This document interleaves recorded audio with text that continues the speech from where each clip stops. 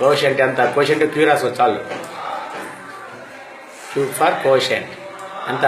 47. Are for reminder ఎంత? 1. అంటే అర్థం ఏంటి చెప్పు ఒకసారి.